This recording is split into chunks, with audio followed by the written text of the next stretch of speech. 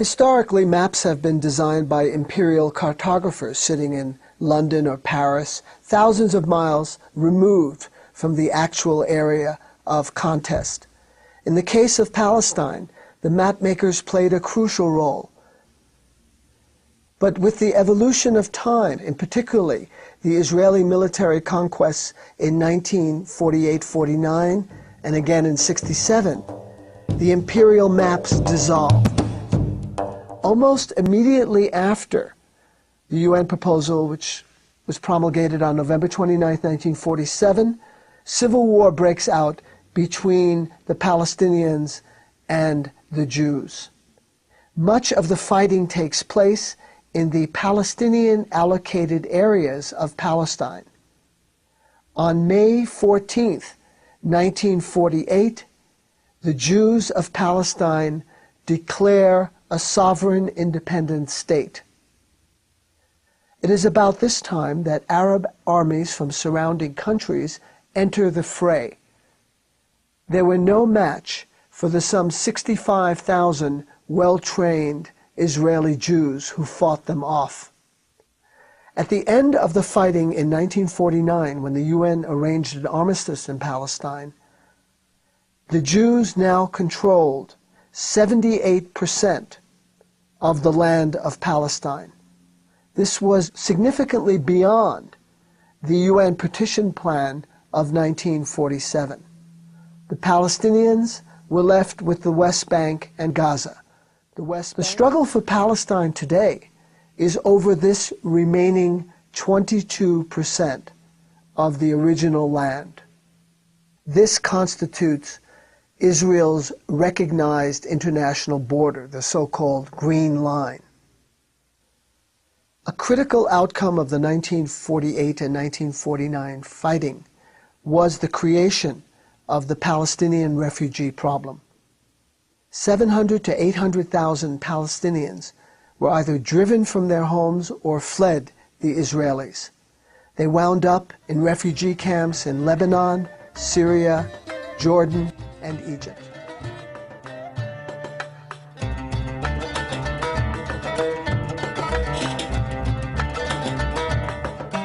In the 1948 and 1949 war, the Zionists, who were better trained and organized and better equipped than their Palestinian and Arab adversaries, sought to maximize their control over all the land of Palestine. And the Israeli effectively nullified all the previous maps dealing with the region. Let's take a look at the maps and the geographical basis of the conflict. Palestine, Israel, and Imperial Geography.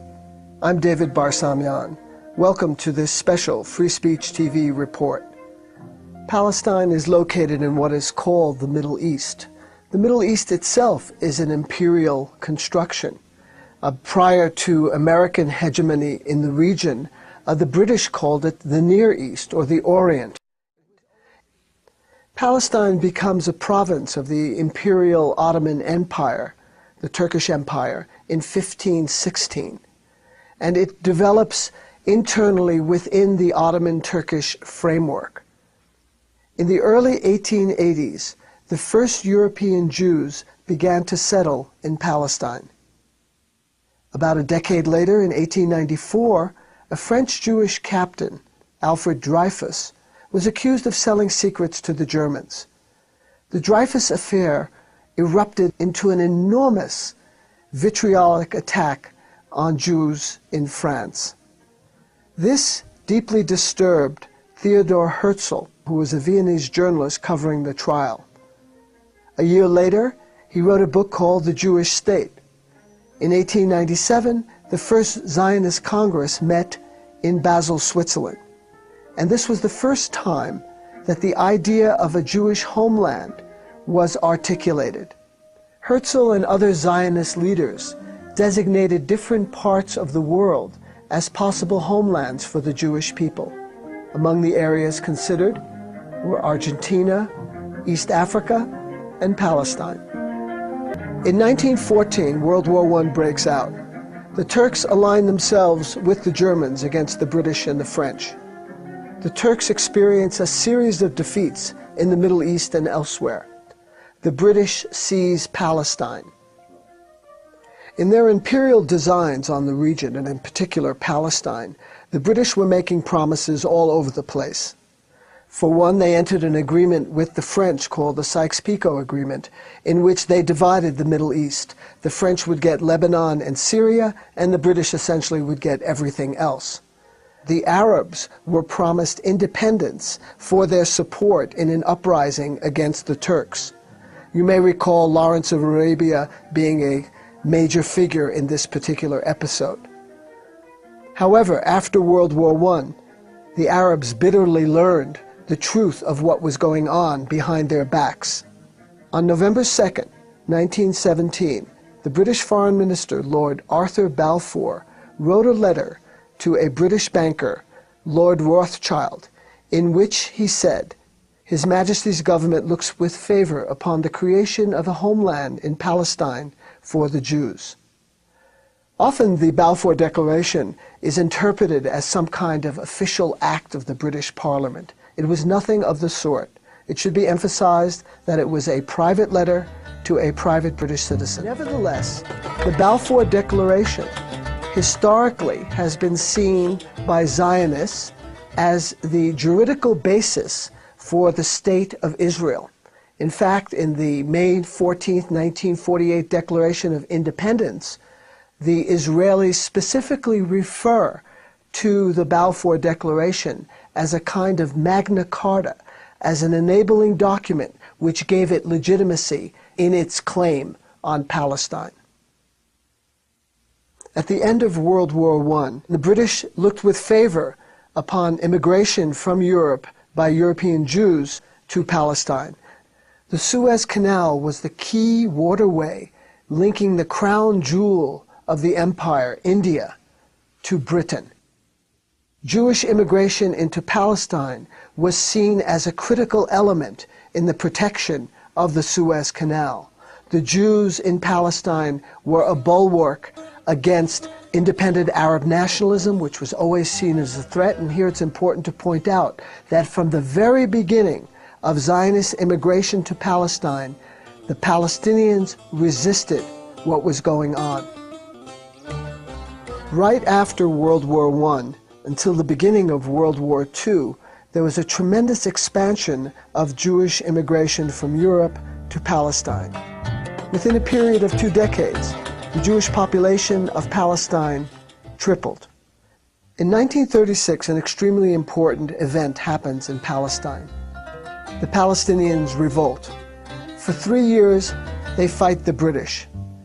In this period, thousands of Palestinians were killed, many were exiled, and the Palestinian resistance was basically crushed by overwhelming British might. In 1937, the British set up the Peel Commission. This was the first attempt to divide Palestine into Arab and Jewish areas. The Peel Commission plan allocated less than 30% of the overall area of Palestine to the Jews.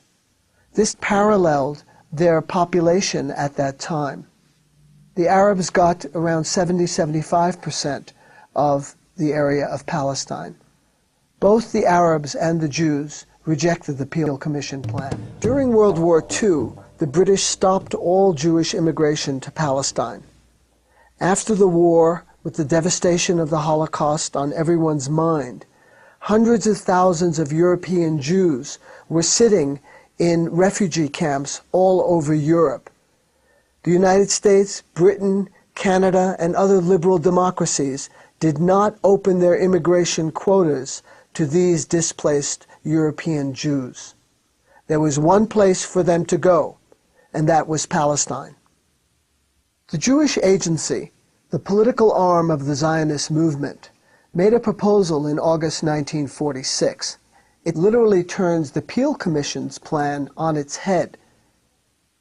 In this plan, the Jewish Agency says that 2/3 of Palestine should go to the Jews and 1/3 to the Arabs. Jerusalem is regarded as a trusteeship under United Nations control. In May 1947, the British officially announced to the United Nations that it is ending its mandate over Palestine.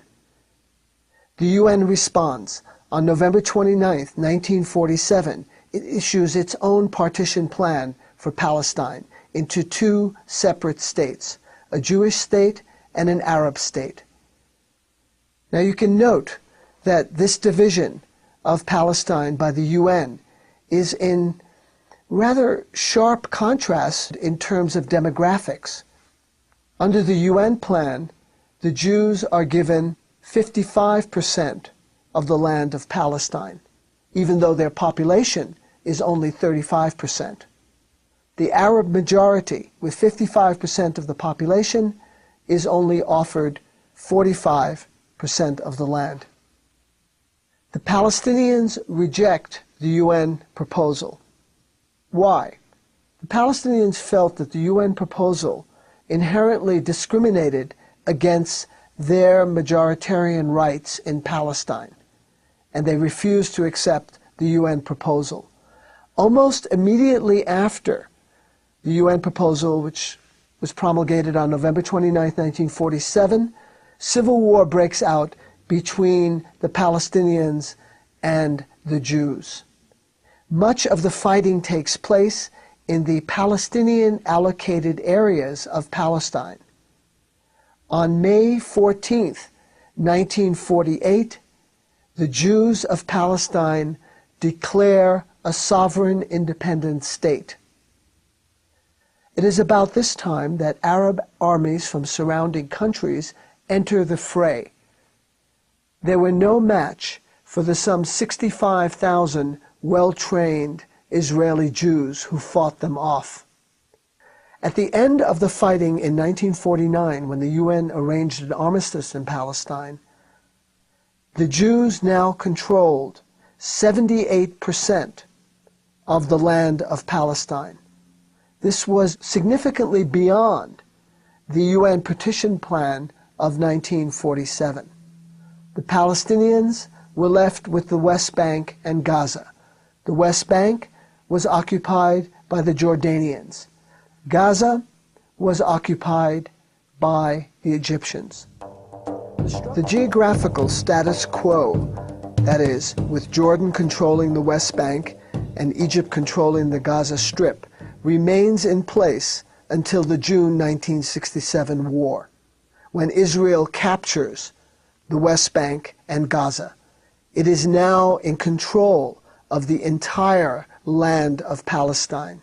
Eretz Israel, the land of Israel, is now realized by the Zionists.